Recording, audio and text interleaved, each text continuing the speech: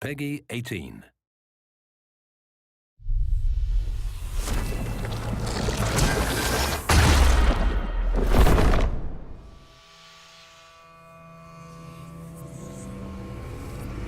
It was 2009, towards the end of when we were finishing Dragon Age Origins, when myself, Matt Goldman, and Mike Layla started to get together on a weekly basis to talk about the directions we wanted to take the franchise, and the things we wanted to explore if we had a chance to do so. We built a kind of a cartoon animatic of what we would like to be in the game if we were going to really pull out the stops and do whatever we wanted. It's actually very much like the beginning of the game. There's a conversation wheel, there's a dragon airstrike, you're a cool, badass warrior with spiky armor chopping Murlocs in half by the millions. It was exciting. It was like, wow, man, can we actually pull that off? Can we feel like the party works together to demolish foes rather than having their disparate abilities? So brainstorming with the core leads on Dragon Age is pretty exhilarating. I really love to lead him astray with crazy ideas. Every time we would talk, I'd start talking about how every piece of our art would involve Ulrich von Hawk, the lycanthrope character of our game, howling and like tasting his own blood. Anyways, it kind of got out of control after a while, so I had to drop it. But it was pretty fun while it lasted.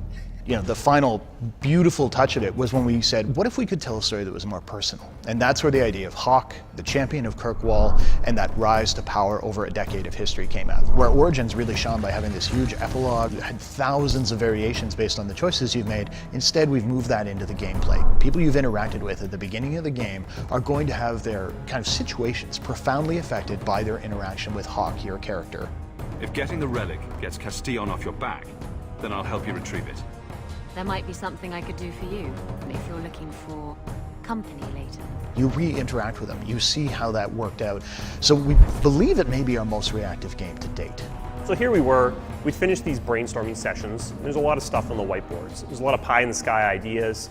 And then Dragon Age Origins came out, and it beat all of our expectations. Perfect scores, the VGA awards. We also had a bunch of meta reviews, comments coming in about Origins, and what really resonated for me was this resounding theme that Origins was an amazing story-based classical RPG, but that there were elements of it that seemed to be dragging. If you're telling a dark fantasy, you don't want combat to feel like you're playing a chess game with a friend. So that seemed to be the reviews. No one was really panning the game to me. It let you have this cool tactical experience, and obviously the story was intense, well loved. But the question for me was, is there any way that we could just take the RPG concepts, the very core tenets of it, and move it forward into a newer feel, something that would work as well on the consoles as it did on PC? We've really stuck to our vision. We've kept what was good about Origins and shaved off the edges and made something really unique. Matt wanted much more composed imagery, places that played up the character. I wanted combat that felt like it wasn't silently rolling dice behind the scenes, that felt like when I was pushing a button, it was responding and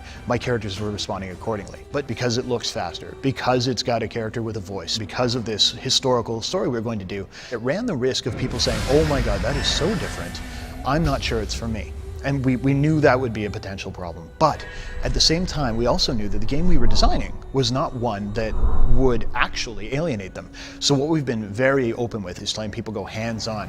And the big thing we saw is that people, even people who loved Origins, people who came wearing armor from Origins, were playing the game and going, oh wow, I see what you did here. It's almost hard to communicate how much this game still feels like Origins, despite feeling completely different. We're trying to make a game that we would love to play. We have the best in the biz running their teams and working really hard together to make this thing come true. Even when Origins was nearing completion, we had already started thinking about Dragon Age 2. We'd already begun sharpening that axe. So the moment they took the blinders off and said, okay, go. We knew exactly what we were making. We knew the exact vision we were trying to bring to the player.